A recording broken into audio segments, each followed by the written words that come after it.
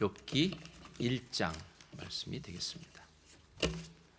욥기 1장 13절로부터 22절까지 말씀 우리가 계속해서 욥기 해나가고 있는데요. 세 번째입니다.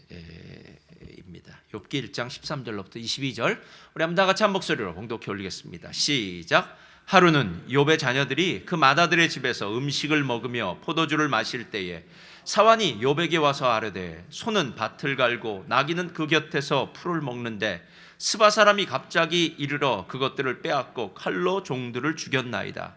나만 홀로 피하였으므로 주인께 아뢰러 왔나이다. 그가 아직 말하는 동안에 또 한 사람이 와서 이르되 하나님의 불이 하늘에서 떨어져서 양과 종들을 살라버렸나이다. 나만 홀로 피하였으므로 주인께 아뢰러 왔나이다.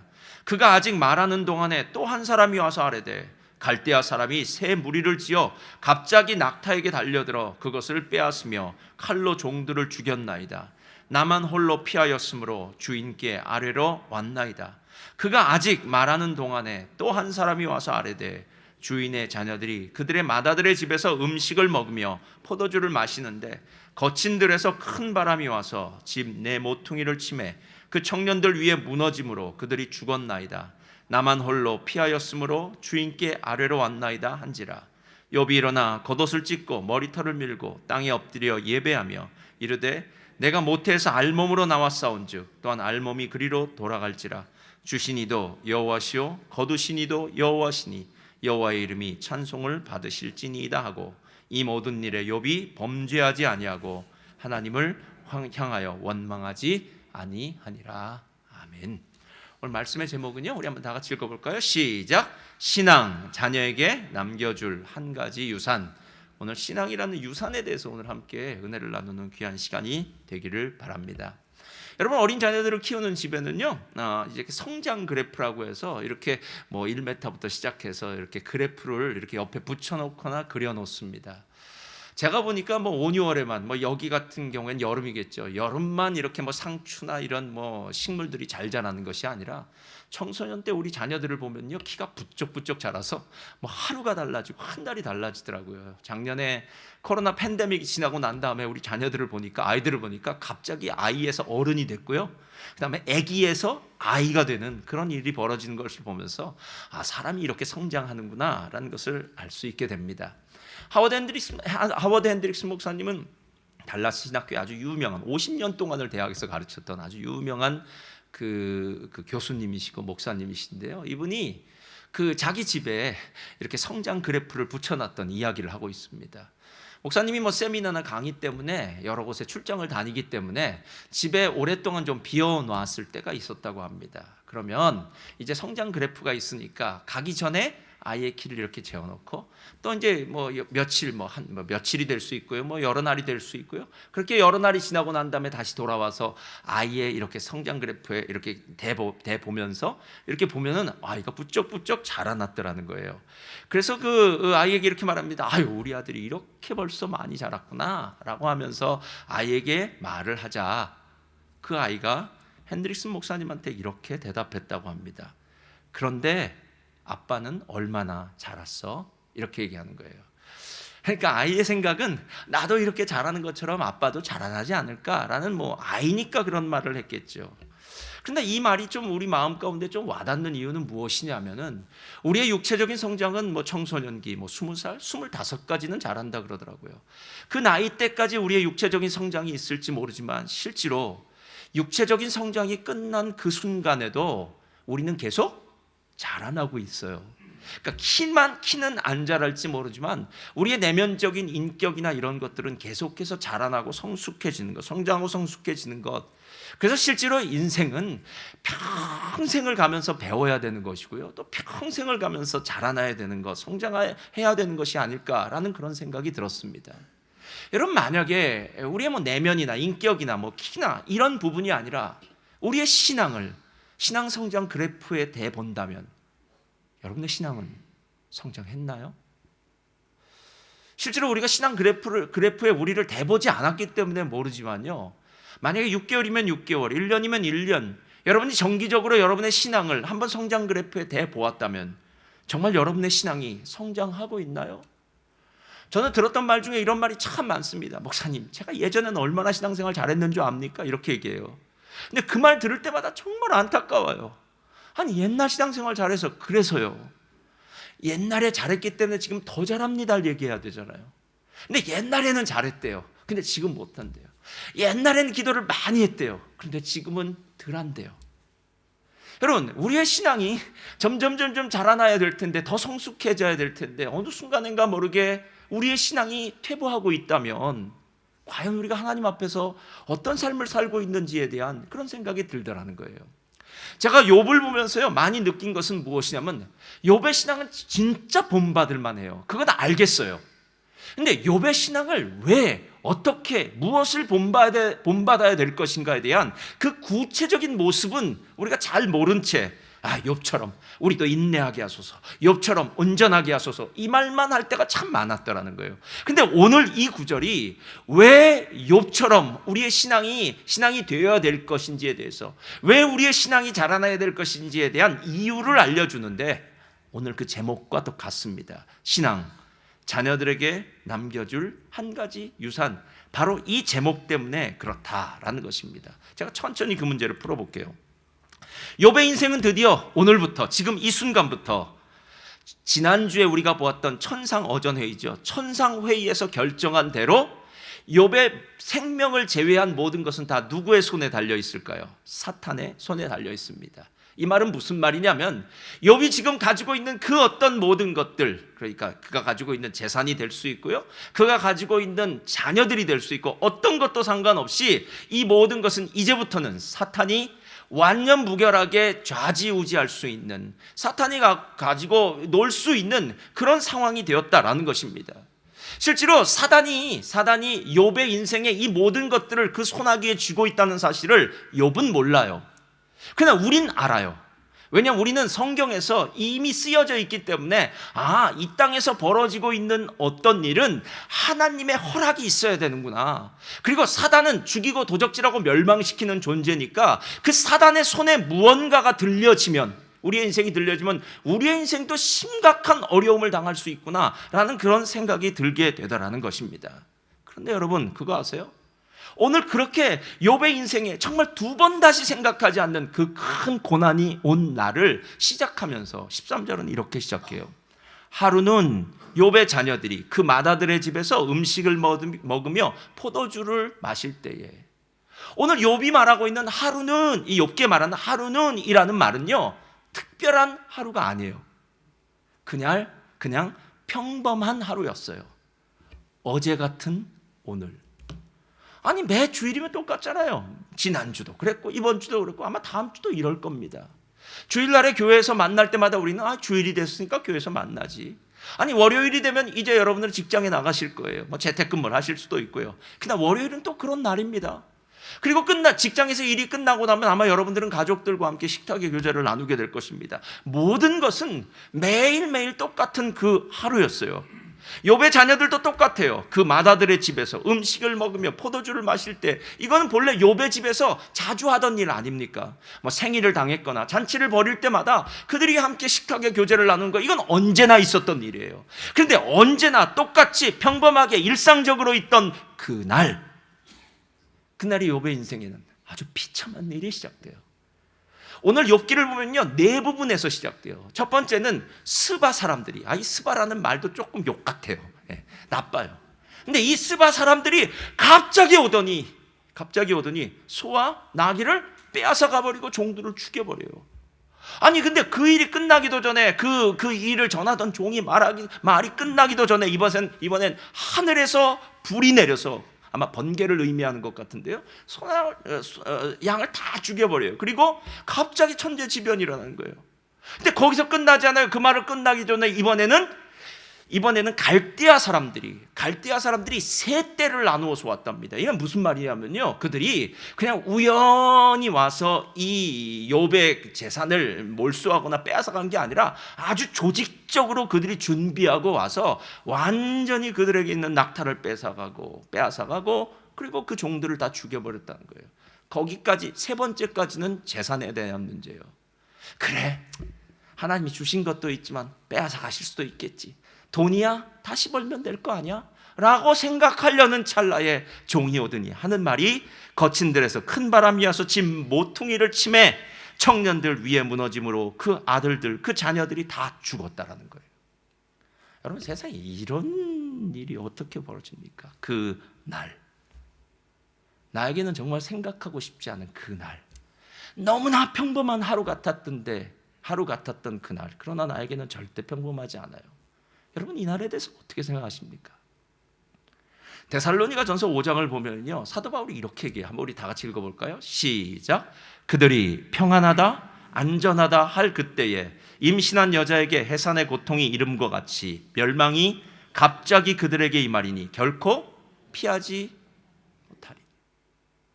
여러분, 종말의 날은요, 어느 날 갑자기 옵니다. 중요한 것은 준비된 자들에게는 갑자기 오지 않는 거죠. 왜? 준비했으니까요. 그냥 잊어버리고 사는 사람들이요, 별 생각 없이 사는 사람들이요, 야, 어제나 오늘이나 똑같겠지, 뭐가 세상이 달라져, 아니 매일 뭐라고 얘기하지만 뭐 세상 변한 거 있어? 라고 생각하는 사람들에게는 어느 날 갑자기 온다라는 거예요. 그래서 오늘 네 부분에서 욥은 이런 놀라운 정말 위기를 맞이하게 됩니다. 제가 좋아하는 목사님 중에 폴트린 목사님이라고 계신데요, 이분이 참 심리학적인 얘기도 잘하고 또 목회학적인 부분에도 참 글을 잘 써요. 근데 이분이 어느 날 자기 고난당한 얘기를 하더라고요. 버지니아주로 자신은 선교여행을 떠날 때 갑자기 아내에게서 전화가 걸려옵니다. 딸 니콜이 사고를 당해서 병원으로 가던 중이라는 거예요. 상황이 아직 파악되지는 않았지만 지금 긴급하고 위급한 상황이랍니다. 그래서 좀 시간이 지나서 두 번째 통화를 받아보니까 딸의 상태가 생각보다 더 심각하다는 거예요. 어떻게 된 일이라고 물어봤더니 만취한 무면허 운전자가 시내에서 걸어가고 있는 딸에게 돌진하여 아이를 벽에 박았다는 거예요. 그 바람에 딸은 중상을 입었고 딸의 두개골 중앙은 산산조각이 났고 골반은 8조각이 났고 그 외에도 몸에 크고 작은 상처가 있다는 거예요. 버지니아에서 그 얘기를 들은 목사님이 당장 비행기를 타고 그 딸이 있는 병원으로 달려옵니다. 그리고 난 다음에 딸에게 이야기합니다. 얘야, 아빠야, 아빠가 왔어. 아빠가 내 곁에 있어. 너는 혼자가 아니야. 그리고 무엇보다도 하나님이 너와 함께 계셔. 아빠가 내 곁을 끝까지 지켜줄 거야. 물론 하나님도 함께 지켜줄 거야. 함께 이렇게 이야기하면서 눈물을 흘렸습니다. 근데 더 슬픈 거는요, 딸을 향해서 이렇게 위로의 말은 해줄 수 있어도 딸이 지금 고통받고 있는 고통은 함께 나눌 수가 없더라는 거예요. 딸의 고통은 말로 표현할 수 없을 정도로 심했습니다. 골반을 다치는 바람에 어떤 자세를 취해도 불편했고 두 다리를 다쳤고 심장은 과다 출혈을 보충하기 위해 무리하게 뛰기 시작합니다. 딸의 상태를 보고 있으면 심장마비나 뇌졸중이 오는 게 아닌가 걱정이 되기도 합니다. 사흘간은 상태가 무척 좋지 않았고 넷째 날에는 의료진이 약물을 과다 투입하는 바람에 심장이 멈추는 일도 발생했습니다. 의료진이 급히 산소를 주입하는 동안 빨리 오라고 소리치는 간호사의 다급한 목소리를 듣고 미친 듯이 치료실로 뛰어갔습니다. 여러분, 정말 위기의 상황이죠. 위급한 상황이죠. 그렇게 딸이 한 달 동안 병원에 있고 난 다음에 참 하나님의 은혜예요. 부상의 정도로 봐서는 너무 빠른 퇴원이었지만 한 달 만에 퇴원을 하게 됩니다. 그리고 난 다음에 그 딸이 퇴원하고 나서 자신의 1층 거실은 딸의 병원으로 변했다고 합니다. 목사님은 석 달 동안 일하러 나가지 않았고요, 계속해서 딸이 완쾌될 수 있을까, 회복될 수 있을까를 계속 옆에서 지켜보았다고 합니다. 그런데 더 마음이 아픈 것은 무엇이냐면 딸이 사고를 당한 시점이라는 거예요. 이제 딸은 꽃다운 나이에 거의 모든 것을 잃어버렸어요. 직장은 꿈을 꿀 수도 없고 친구들은 대부분 떠나갔고 고통은 3년 동안 지속됩니다. 몸의 회복 속도는 생각보다 빨랐지만 감정적, 영적 고통은 생각보다 훨씬 오래 갔습니다. 그리고 모든 가족은 3년 동안 감정적, 영적 고통에 모든 가족이 시달리고 있었더라라는 거예요. 비록 몸이 완쾌됐지만 평생 장애를 안고 살아가야 되는 그 딸을 보면서 목사님이 깨달은 바가 있더랍니다. 우리가 살고 있는 세상이 이런 곳이구나. 우리가 살고 있는 세상이 이런 곳이구나. 무책임한 사람들이 만취한 채로 차를 몰아 남들의 삶을 무참히 망가뜨리는 세상이고 하루도 통곡 소리가 끊일 날이 없는 세상이라는 것. 내가 이런 세상 가운데서 약간만 조심하고 좀 더 계획성 있게 살아가면 고통받지 않을 것이라는 생각은 내가 갖고 있는 착각이라는 거예요. 고난은 불시에 우리의 인생에 기습적으로 내가 원하지 않는 방식으로 찾아온다는 거예요. 그게 바로 오늘 욥의 이야기였고, 그리고 폴 트립 목사님의 이야기였고, 또 우리들 중에 어떤 이의 삶 가운데 임했던 고난입니다. 저희 조카가 예전에 일본에서 살았는데요, 일본에서 살 때 그런 트라우마가 있다고 그러더라고요. 지진에 대한 트라우마. 일본 지진이 심하잖아요. 그럼 다른 것보다 지진에 대한 트라우마가 심한 이유가 있대요. 그건 왜냐하면 다른 곳은 그래도 흔들릴 수 있어요. 물은 흔들릴 수 있잖아요. 이렇게 물에 출렁출렁. 그러나 우리는 모두 땅은 단단하다고 생각해요. 그렇죠? 그래서 땅에 기초를 받고 거기에 집을 세웁니다. 그러면 그 집 안에 있으면 난 안전하다고 생각해요. 적어도 다른 곳은 몰라도 땅은 안전한 곳이라고 생각해요.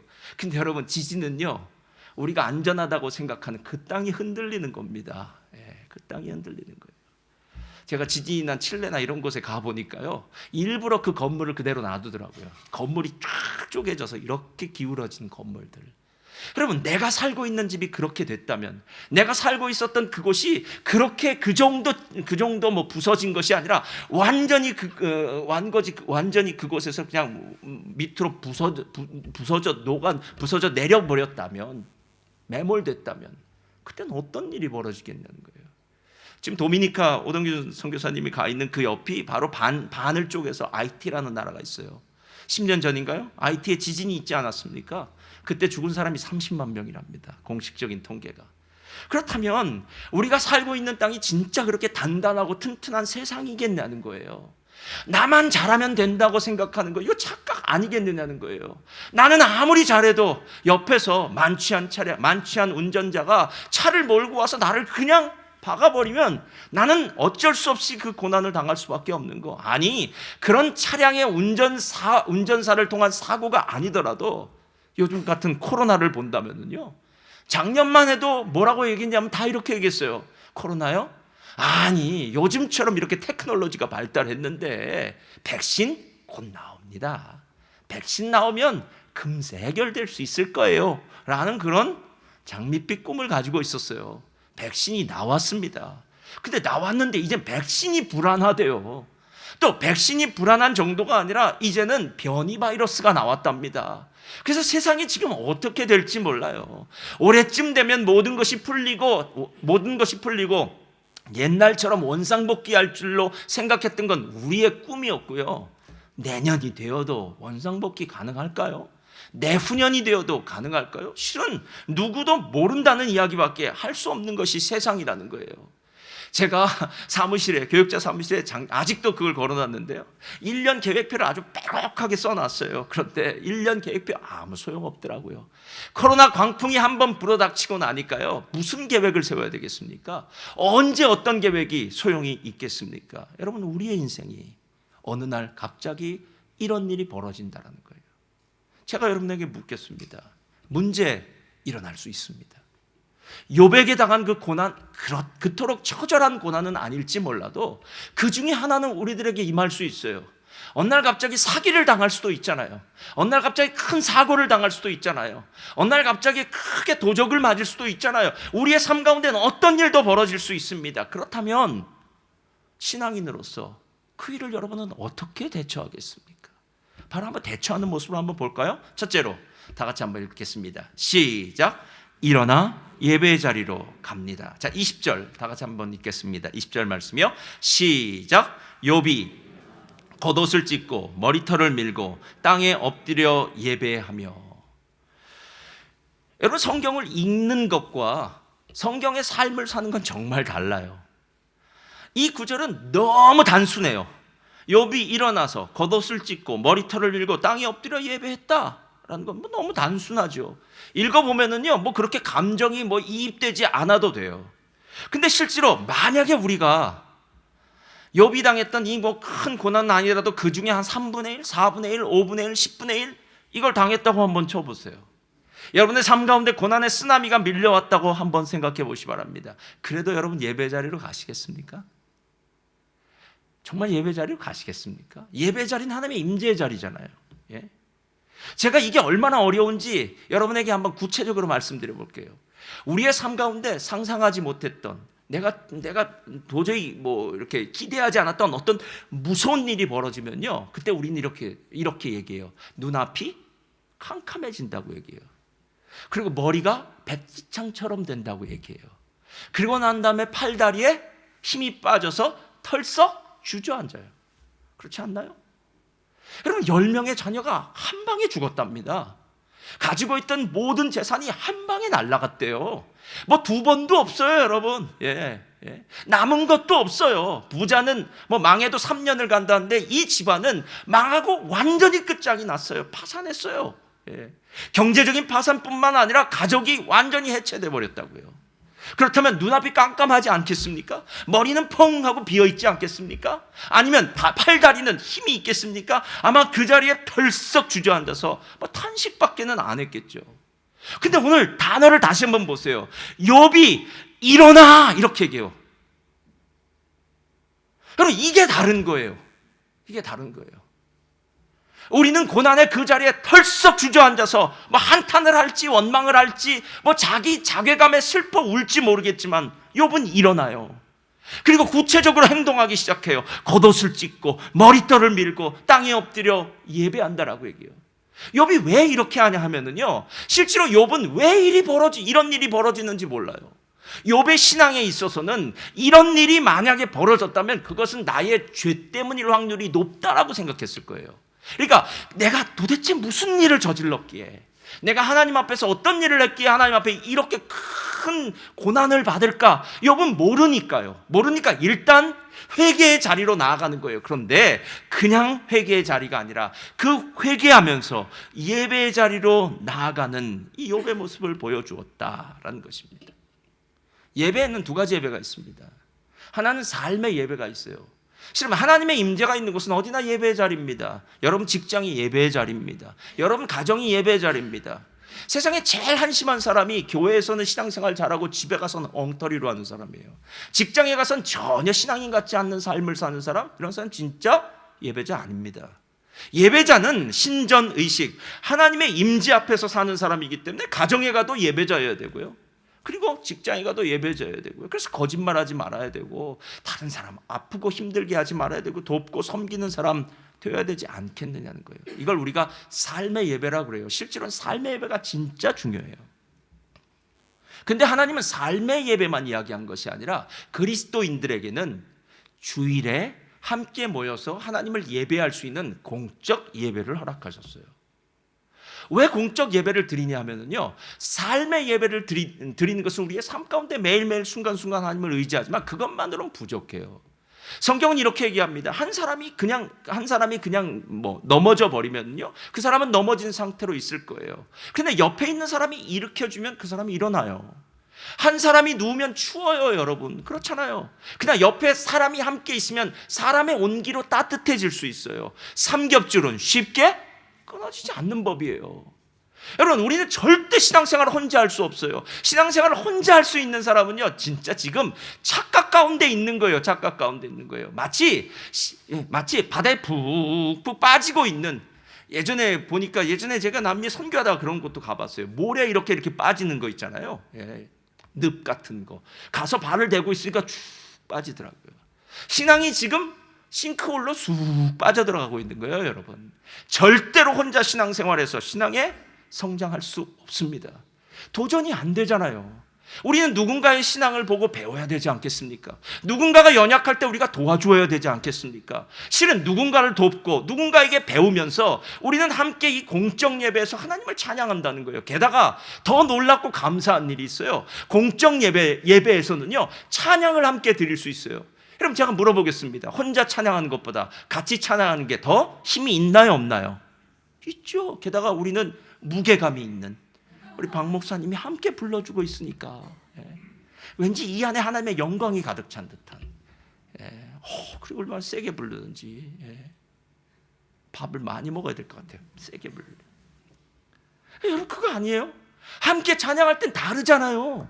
저는 금요일날 찬양을 드릴 때마다, 주일도 마찬가지입니다. 근데 주일은 아무래도 좀 더 공식적인 것 같으니까 금요일은 훨씬 더 기도를 위해서 우리가 특화되어서 모였으니까 정말 제 속에는 이 마음만 들어요. 야, 이렇게 찬양하다 그냥 죽었으면 좋겠다. 세상 살아보니까 뭐 대단한 것도 없더라고요, 여러분. 아무리 맛있고 비싼 음식도 먹어보니까 2번, 3번 먹어보니까 별거 아니고요. 아무리 좋은데 구경 가봐도 다 거기서 거기더라고요, 여러분. 뭐 대단한 게 이 세상에 있겠습니까? 그런데 놀라운 것은 매주 금요일마다 찬양 드릴 때는요, 거기엔 진짜 대단한 게 있더라고요. 하나님을 찬양할 때 우리의 영혼이 깨어나기 시작하더라고요. 하나님의 은혜가 누려지기 시작하더라고요. 그리고 우리 안에서 다시 한번 하나님이 주신 놀라운 축복이 시작되더라라는 것입니다. 예배의 자리예요, 예배의 자리. 하나님의 임재의 자리예요, 임재의 자리요. 이게 공적 예배의 자리예요.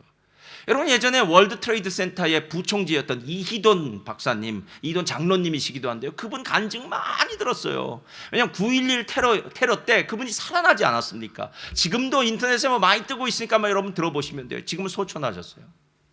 이분이 정말 대단한 것은 무엇이냐면, 야, 한국 사람 중에 어떻게 월드 트레이드 센터의 부총재까지 할 수 있을까? 이거 아닙니까?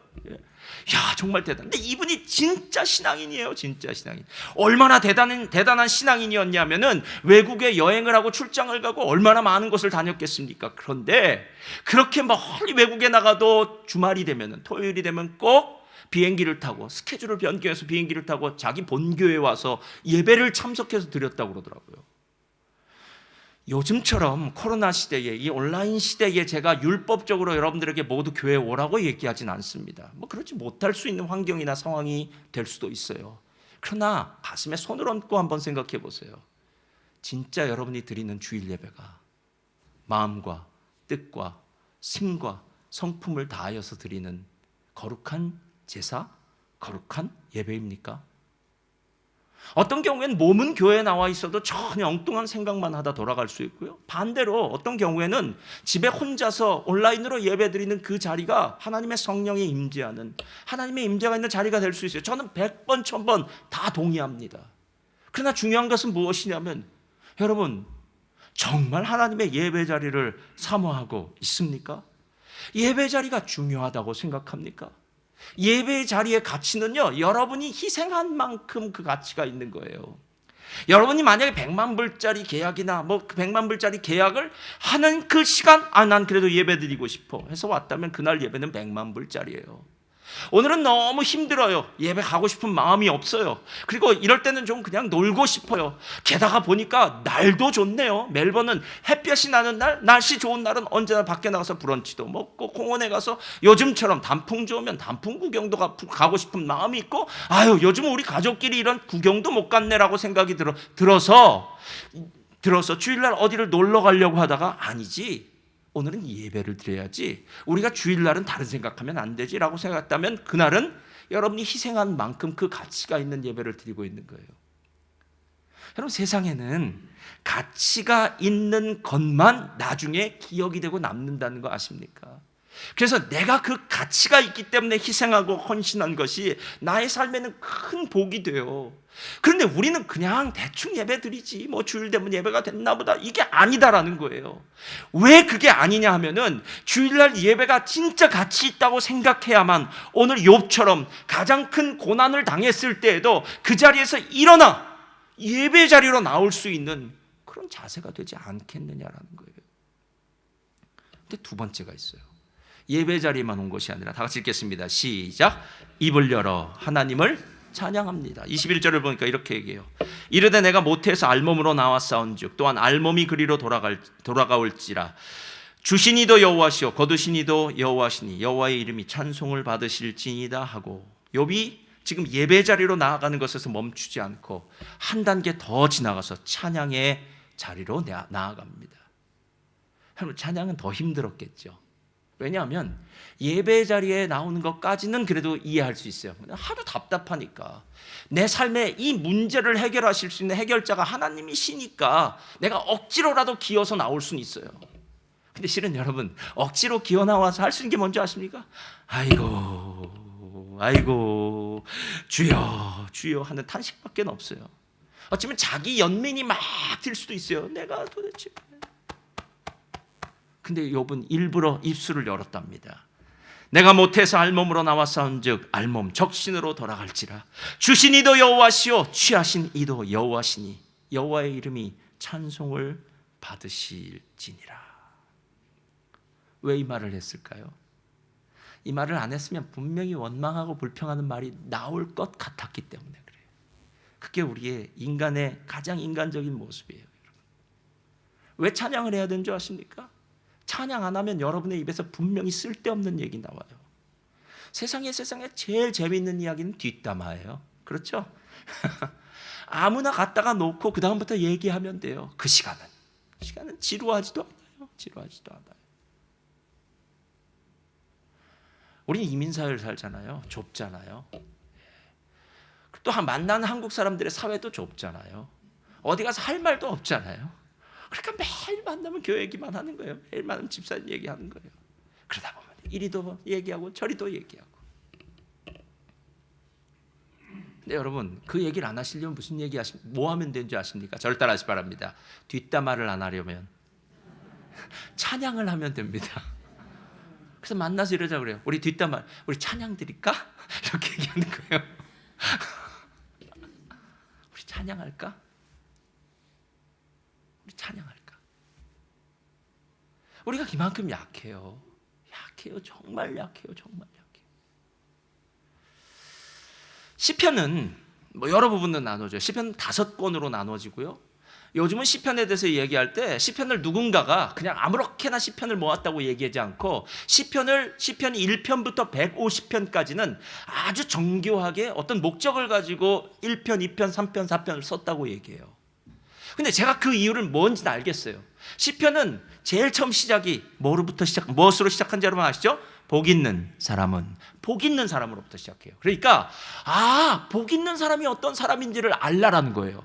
복 있는 사람은 악인의 꾀를 죄인의 길을 오만한 자의 자리에 앉지 아니하고 오직 여호와의 율법을 즐거워하여 그 율법을 주야로 묵상하는 자로다. 즉 하나님의 말씀으로 시작해요. 그러니까 하나님 안에서 복 받은 자들은 반드시 말씀을 대해야 돼요. 말씀 볼 시간이 없다고 하는 건 다 가짜 신앙인이에요, 여러분. 아니 복 없잖아요. 여러분 성경을 다시 한번 보세요. 목사님 제가 요즘 너무 바빠서 말씀을 읽을 시간도 없습니다 라고 얘기하면 제가 뭐라고 대답하시겠습니까? 그 일 그만두십시오. 말씀을 볼 시간도 없을 정도로 일에 치인다면 그 일이 집사님에게 무슨 의미가 있나요? 이렇게 묻고 싶어요. 무슨 의미가 있어요? 여러분 우리가 진짜 부지런하게 산다는 건 무엇이냐면 직장 문제도 열심히 나가죠. 일 많을 수 있죠. 그렇기 때문에 더 일찍 일어나서 아니면 더 내게 주어진 시간을 쪼개서 하나님 앞에서 말씀을 대하면서 하나님 제가 요즘 육체가 많이 피곤하고 힘듭니다. 일이 참 많아요. 그러나 하나님의 말씀을 붙들고 살 수 있도록 도와주시옵소서. 우리 매일 성경도 있으니까 요즘은 통독도 하니까요. 여러분이 가시는 길에 차에서 성경 틀어놓기만 해도 여러분 1년 1독은 금방 하세요. 금방 하세요. 여러분 실제로 우리가 다 게을러서 그렇죠. 중요하지 않다고 생각하니까 그렇죠. 하나님의 말씀이 없는 사람은 복 없는 사람이에요. 여호와의 율법을 즐거워하여 그 율법을 주야로 묵상하는 자라 이렇게 얘기해요. 저는 시냇가에 심은 나무가 시절을 쫓아 과실을 맺으며 여러분 텃밭 가꾸는 사람 과실 맺는 거 제일 좋아하시잖아요. 그 잎사귀가 마르지 아니함 같으니라고 얘기해요. 말씀이 시작돼요. 그런데 놀라운 사실은 말씀을 붙들고 시편을 가다 보면 좋은 일이 벌어져야 되는데 힘든 일이 벌어져요. 그래서 그 다음에 나오는 시들이 탄식시예요. 탄식시. 시편의 탄식시가 한 50개 정도가 된다고 그러더라고요. 탄식시는 뭐냐면 말 그대로 탄식하는 거예요. 내 상황이 왜 이렇습니까? 주여 악한 자들이 나를 힘들게 합니다. 주여 고통스럽습니다. 사슴이 시냇물을 찾아 헐떡이며 찾듯이 내가 주님을 찾기에 갈급합니다. 이런 얘기하고 있는 거예요. 그것은 무엇이냐면 기도예요. 기도. 여러분 오늘 탄식하는 자들이 기도를 하는 대상이 누구냐면 하나님이에요. 그리고 그 탄식하는 자들이 기도할 때 붙들고 있는 것이 무엇이냐면 하나님의 말씀이에요. 말씀. 근데 거기서 이 탄식 기도가 이제 끝나고 난 다음에 이제 하나님께서 회복하시면서 마지막은 어떻게 끝나냐면요. 시편 150편 제가 읽을 테니까 한번 들어보세요. 할렐루야. 그의 성소에서 하나님을 찬양하며 그의 권능의 궁창에서 그를 찬양할지어다. 그의 능하신 행동을 찬양하며 그의 지극히 위대하심을 따라 찬양할지어다. 나팔소리로 찬양하며 비파와 수금으로 찬양할지어다. 소고치며 춤추어 찬양하며 현악과 퉁소로 찬양할지어다. 큰 소리 나는 제금으로 찬양하며 높은 소리 나는 제금으로 찬양할지어다. 150편 6절 마지막 절이에요. 시작. 호흡이 있는 자마다 여호와를. 자, 복 있는 자는 하나님의 말씀을 묵상하면서 시작했다면 복 있는 사람은 호흡이 있는 자마다 여호와를 찬송하라고 했으니까 여호와를 찬양하면서 인생을 마치고 할렐루야 하고 마치는 사람이 된다는 거예요. 그럼 이 찬양이 이렇게 대단하지 않아요? 그렇다면 오늘 욥을 한번 보세요. 욥이 그토록 하나님의 말씀을 잘 지키려고 했잖아요. 근데 그에게 어려운 일이 터졌어요. 그럼 그가 어떻게 합니까? 어려운 일, 당연히 탄식하죠. 힘들지, 어렵죠. 근데 신기한 것은 욥은 우리랑 진짜 달라요. 탄식의 시를 뛰어넘어서 찬양의 자리로 나아가고 있어요. 여러분, 하나님이 욥에 대해서 1장 5절 8절 그리고 2장에서 얘기하고 있는 하나님이 욥에 대해서 얘기한 4가지 사실이 있어요. 내 종 욥을 유의하여 보았느냐? 그는 온전하며 정직하며 악에서 떠났으며 여호와를 경외한 자는 없도다라고 얘기했어요. 욥의 신앙은 욥의 찬양에서 결판이 났다는 거 아십니까? 야, 이거구나. 내 상황이 어떻든지 간에 남들이 보면 미쳤다고 얘기할 그 순간에도 하나님을 찬양할 수 있겠느냐라는 거예요. 어쩌면 우리의 신앙이 온전하다라는 것은 우리가 정말 감당할 수 없는 일들을 당했을 때도 하나님을 바라볼 수 있느냐라는 것 플러스 하나님을 향해서 찬양할 수 있느냐라는 거예요. 히브리서 11장에 보면 이런 사람들을 일컬어 세상이 감당하지 못하는 사람들이다라고 얘기해요. 아니, 세상에 그 어려운 고난을 주었는데, 가산을 빼앗기기도 했는데, 멀리 쫓겨서 도망가기도 했는데, 뭐 감옥에 가기도 했는데, 핍박을 받기도 했는데, 어떻게 해서 그 사람들은 하나님을 믿는 이 믿음을 저버리지 않았느냐라는 거예요. 근데 저는 여기서 정말 중요한 걸 깨달았어요. 저는 이런 반응을 보면서요, 욥의 신앙에 대해서 다시 한번 생각해 봤어요. 우리가 읽은 욥기 1장 22절은 오늘 지금 하나님의 임재 앞에 예배 자리로 나아가 하나님을 찬양하는 이 모습을 이렇게 요약을 하고 있어요. 한번 잘 보세요. 22절 한번 다 같이 읽어보겠습니다. 시작. 이 모든 일에 욥이, 자, 욥이 한 일이 2가지예요. 하나는 뭐라고요? 하나는 범죄. 자, 손가락 하나를 펴세요. 하나는 뭐라고요? 범죄하지 않고. 2번째는요? 원망하지. 이렇게 하는 게 좋겠네요. 범죄하지 않고 욕만. 이걸 그대로 펴놓고 계세요. 조준성 집사님 펴놓고 계세요. 예, 다 보여요. 저기 다 저쪽에 뒤에, 저쪽 뒤에 저기 황현인 집사님도 안 펴놓고 있어요. 지금 이렇게 펴놓고 계세요. 요거 자 보세요. 이렇게 하지 말고 이렇게 펴놓는데. 자, 제가 이제부터 하는 말을 잘 천천히 들어보세요. 1장 5절 말씀이에요. 그들이 차례대로 잔치를 끝내면 욥이 그들을 불러다가 성결하게 하되 아침에 일어나서 그들의 명수대로 번제를 드렸으니 이는 욥이 말하기를 혹시 내 아들들이 죄를 짓거나 하나를 다 드세요. 죄를 범하였거나 마음으로 하나님을 욕되게 했을까 하노라. 자, 손 내리세요. 왜 성경이 욥을 향해서 범죄하지 않고 하나님을 향해서 원망하지 않았다 그럴까요? 그건 자기가 자기 자녀들한테 했던 대로 그대로 행했기 때문에 그래요. 여러분, 자녀들한테 말이 필요 없습니다. 저는 자녀도 독립된 인격이라고 생각해요. 저와 여러분이 말해서 듣는 존재라면 하나님이 우리에게 주시지도 않았을 거예요. 안 들어요. 여러분 자녀가 여러분 말 안 들으면 아멘 그러세요. 그냥 하나님 뜻이 맞습니다. 안 들어요. 죽어라 안 들 거예요.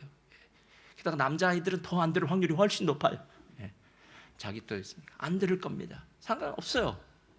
여러분에게 그 자녀에게 일일이 잔소리하면서 들어라 왜 안 듣냐, 너 엄마가 교회 안 나가면 너 죽고 나 죽자 이런 소리 하라는 게 아니에요.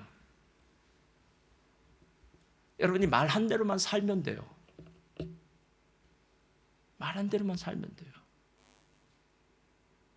욥이 자녀들을 향해서 제일 크게 걱정했던 건 무엇이냐면, 야, 혹시 우리 자녀들이 좋은 일이 벌어졌을 때, 잔치를 벌였을 때, 요즘으로 치면 이렇게 되겠죠. 아, 우리 자녀가 이제 대학을 마치고 졸업하고 뭐 직장 생활을 하기 시작할 때, 이제 우리 자녀가 청소년을 지나서 이제 대학 생활을 하기 시작할 때, 그때는 이제 부모님을 떠나잖아요.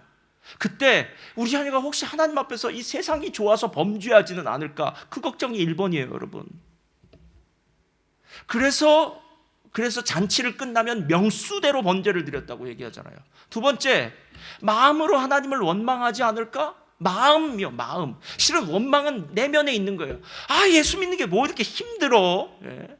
아, 나는 지금 바빠 죽겠는데, 주일날은 내가 그래도 일주일 중에 딱 기분 좋게 하루 쉴 수 있는 날인데, 아유, 교회 나와서 아침 일찍부터 나와서 교회에 있으라고 그러고, 아유, 교회는 정말 힘들어. 여러분, 우리 자녀들의 마음 가운데 혹시 그런 마음이 들지? 어떻게 여러분들이 아니라고 보장할 수 있겠습니까? 게다가 만약에 여러분의 자녀들이 함께 살지 않고 밖에 나가서 시티에 살고 있다면요, 여러분, 시티에서 교회까지 오는 건 정말 힘들어요. 정말 힘들어요. 저는 시티에서 오시는 분들을 축복합니다. 잘 오셨어요. 멀리서 오는 분들 더 축복합니다. 여러분들이 오시기 위해서 얼마나 힘든 경로를 거쳤는지를 알고 있어요. 아, 저쪽 멀리 남쪽에서 오신 분들도 축복하고 다 축복해요. 중요한 건 무엇이냐면, 욥이 그토록 자녀들의 삶 가운데 걱정했던 그 부분들이 딱 욥에게 임하자 두 번, 세 번 말할 것도 없이 욥은 그렇게 살더라 라는 거예요. 그렇게 살더라.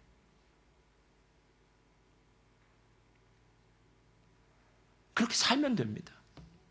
그럼 다시 묻겠습니다. 여러분에게 정말 예배가 그렇게 중요합니까? 목숨처럼 중요합니까? 예배를 위해서 정말 많은 거 포기하실 수 있겠습니까? 그렇게 사는 걸 보여주면 돼요. 여러분들이 하나도 포기하지 않고 살면서요, 자녀들한테는 이야기한다면 그 말이 먹혀나 들어가겠습니까? 제가 왜 욥의 삶 가운데 이런 고난이 왔는지 이젠 진짜 알 것 같아요. 아, 욥의 자녀들은 지금 죽었지만 하늘에서 욥을 보고 있겠구나. 우리 아빠 신앙 진짜야. 우리 아빠는 말만 한 사람이 아니라 진짜 그렇게 산 사람이야. 욥의 자녀들이 어쩌면 욥이 계속해서 잔치를 하고 난 다음에 번제를 드릴 때마다 얼마나 싫었을까요? 아, 아버지 이번엔 좀 쉬어요. 그만해요. 우리 범죄 안 했어요. 우리가 뭐 그리 대단한 나쁜 짓을 했다고요? 라고 얘기를 할 텐데, 욥은 그래도 번제드리고 그래도 번제드리고, 아유, 우리 아버지 잘못 만났다, 우리 꼰대 잘못 만났어, 뭐 이렇게 생각했을 거 아니에요. 근데 막상 오늘 이 일이 벌어지자마자 욥은 그대로 살았다는 거예요. 이여름 교수님의 따님 그 이민아 목사님이시죠? 예. 이제는 소천하셨는데요. 이민아 목사님의 간증에 이런 얘기가 있더라고요. 아들이 자꾸 비뚤어져 나가기 시작하더라고요. 자꾸 잘못된 길로 비뚤어져 나가기 시작하는. 그래서 이 비뚤어지는 아들을 잡기 위해서 새벽 예배에 나가서 기도하며 하나님께 물었답니다. 하나님, 이 아이를 어떻게 할까요? 하나님 도와주세요. 이 아이를 어떻게 할까요? 그렇게 울면서 기도하면 하나님이 이렇게 얘기했답니다. 무조건 사랑해라. 하나님이 무조건 사랑하라 라고 얘기했답니다. 그래서 내가 하나님 그냥 사랑하라 라고만 한다는 거예요. 그래서 도대체 무엇인가? 한 1년을 넘게 기도했는데도요, 아무 일이 벌어지지 않고 아이는 계속해서 반항하기 시작한다는 거예요. 하나님, 정말 사랑하라는 그 말 맞아요? 사랑하라는 그 말 맞아요? 이렇게 하는 거예요. 아니, 이렇게 하다가 아이가 잘못되면, 완전히 잘못된 길로 가면 그때 누가 책임집니까? 예. 그래서 기도를 하면요, 하나님 이렇게 얘기하시는 거예요. 하나님은 사랑이시니라. 온전한 사랑이 두려움을 내어 쫓느니라. 사랑은 허다한 허물을 덮느니라. 하나님은 사랑이시니 사랑을 알지 못하는 자는 하나님을 알지 못하느니라. 나중에 이민아 목사님 이렇게 얘기하더라고요. 자녀를 위해서 기도하던 그 시간을 통해서 자녀를 먼저 고치는 것이 아니라 이민아 목사님 자신을 먼저 고치셨다는 거예요. 이민아 목사님에게 하나님이 사랑이심을 알려주는 것이고, 또 그분이 사랑이시라는 것은 네가 알라는 거예요. 여러분, 그렇게 살면 됩니다. 뭐 복잡할 것도 없어요. 진리를 알지니 진리가 너희를 자유케 하리라. 복음은 진리잖아요, 여러분.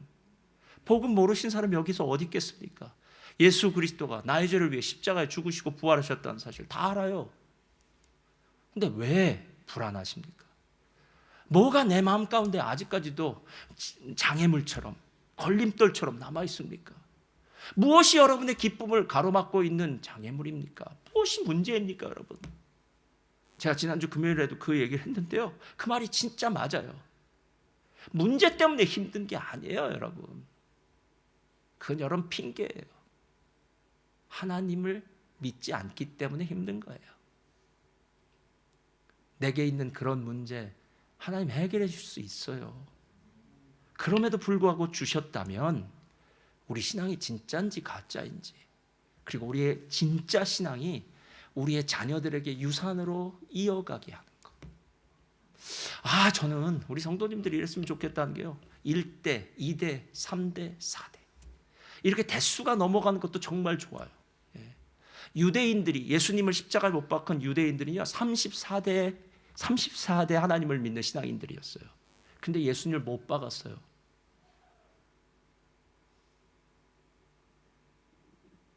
대수가 넘어가는 게 중요한 것이 아니라 1대, 2대, 3대, 4대로 넘어가면서 우리 자녀들의 신앙이 그 부모님의 신앙을 그대로 배우고 그 부모님의 신앙보다 더 깊어지는 거. 할렐루야. 그럼 이거 아닙니까? 저는 오늘 이 부분을 보면서요, 찬양팀 앞으로 나와주시고요, 다시 한번 이제 마음 가운데 결단합니다. 주님, 우리가 자녀들한테 물려줄 수 있는 건 오직 한 가지입니다. 내가 하나님 앞에서 살아가는 그 신앙. 하나님, 내 신앙을 붙들게 하여 주옵소서. 내 신앙이 정금과도 같이 그 하나님 앞에 불구덩이를 건져내고 이겨낸 신앙 되게 하시고 믿음으로 승리하는 신앙 되게 하여 주옵소서. 그래서 오늘 욥의 신앙처럼 우리의 신앙이 우리의 자손들에게, 자녀들에게 이어지기를 주님의 이름으로 축원드립니다.